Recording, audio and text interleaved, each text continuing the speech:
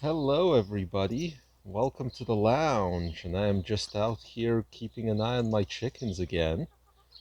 This one right here is named Shadow.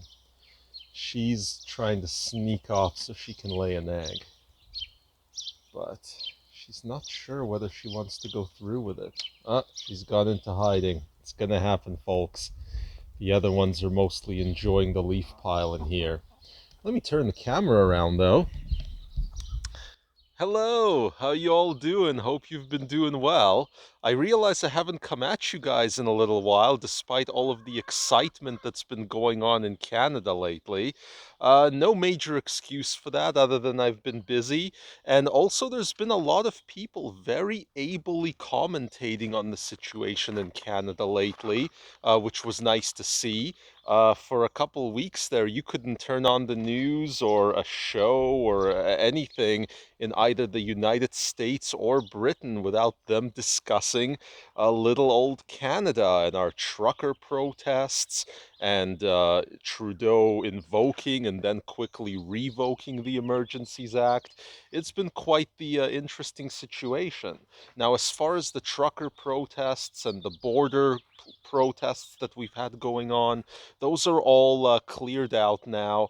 Though their impact has been very substantial.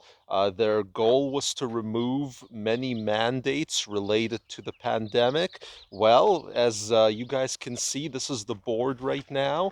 And as you can see, there has been a whole lot of loosening, as well as planned loosening for the next month or so, unless you're in British Columbia, where I am. So, British Columbia is kind of terrible. Though we are expecting to see some changes on March 15th. We just don't know exactly what those changes are because our Chief Health Officer, Bonnie Henry, may she rot in jail, is very tight lipped about what she plans to do next. But either way, there has been an incredible speed up in the planned reopening of Canada as a result of the trucker protest, and in many ways, they've been enormously successful. As to Trudeau, the reason why he invoked the Emergencies Act, as far as both the international community and Canadians are concerned, is because he was weak and because he was a poor leader. He refused to negotiate with the truckers, he refused to acknowledge them respectfully, refused to de escalate the situation.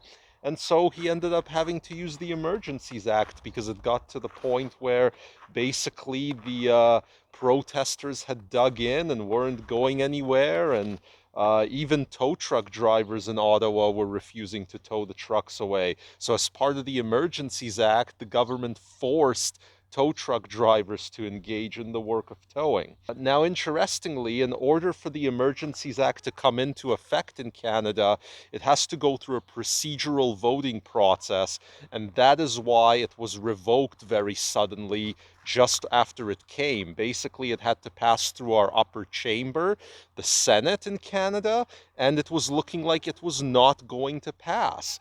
Even though it had only been invoked a few days ago, what happened was by the time the Senate was discussing it, it was pretty much done. The Ottawa protest was mostly cleared, the border blockades were mostly cleared, and the Senate didn't like the Emergencies Act. So as soon as the government saw it was going to fail there, they threw a hasty press conference together and announced that it had been revoked.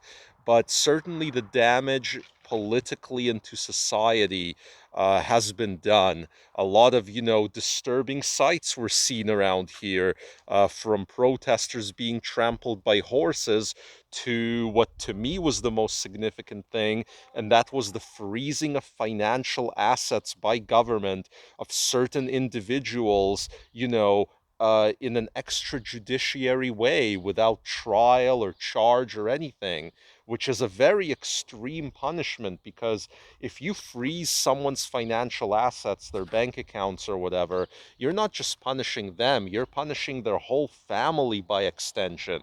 So it's quite the wild thing to do, and there's very little recourse for it.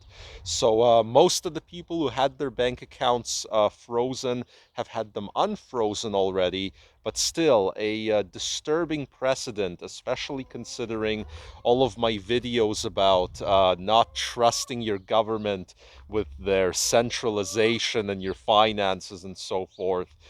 This certainly illustrated why. And yeah, I did buy the Bitcoin dip a few days ago, back when Russia invaded Ukraine and that little dip happened, because I believe that the censorship resistance qualities of Bitcoin have certainly come out in this situation. Not just in Canada, but also in Ukraine, as people attempt to protect their assets, and also in Russia as the ruble plummets and people try to withdraw their money as well. So I do think that all of this instability is actually good for people seeing the value of decentralization. Beyond that, I don't really have a lot of commentary on the whole Russia Ukraine thing because I'm not really an expert in that, despite being from Russia. All I can see is that it looks like a invasion that Putin thought was going to be quick and easy and have relatively few sanctions levied has been anything but those things, and now he may be in a little bit over his head, so we'll see how that goes.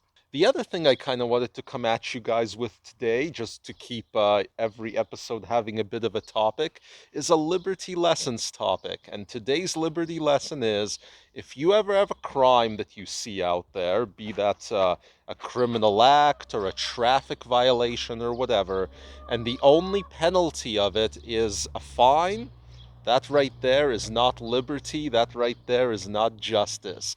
That crime right there, where the only penalty is a fine, that is a crime designed for only the poor to care about. And I'll give you guys the classic example: photo radar. I used to be in this town, it was Edmonton, Canada, where they had all sorts of photo radar. Like they had the trucks parked on overpasses with the cameras. They had all kinds of different intersection cameras, be it red light or speed on green or whatever. And yeah, it was actually very, very distracting when you went through their intersections with all the cameras, because especially in winter when you were slipping and sliding around, you were kind of worried about tripping off one of those things. And the most important part is A, it never really made anybody safer. There was no data to demonstrate that there had been a reduction in accidents as a result of the extensive photo radar system. There wasn't even evidence that the photo radar was working well and accurately, and there was an incident where a judge in Edmonton threw out and had the city refund a year's worth of radar violations because of the lack of accuracy within the system. But most importantly, in Edmonton, that's a city where there's a big spread of income. A lot of people have a lot of income if they're high up in the oil sector or municipal government sector, while many other people don't. And the most irritating thing about this photo radar was that it really felt as though it was, punitive for the people who couldn't afford the fines, and everyone else simply didn't care and sped around as much as they wanted. So that's one example of how, when there's just a fine, it's not justice. So watch out for those. There's the liberty lesson for the day. On that note, guys, hope you're having a good one. We'll see you guys around. And I'm going to keep an eye on my chickens here because I think they want to misbehave. See you later.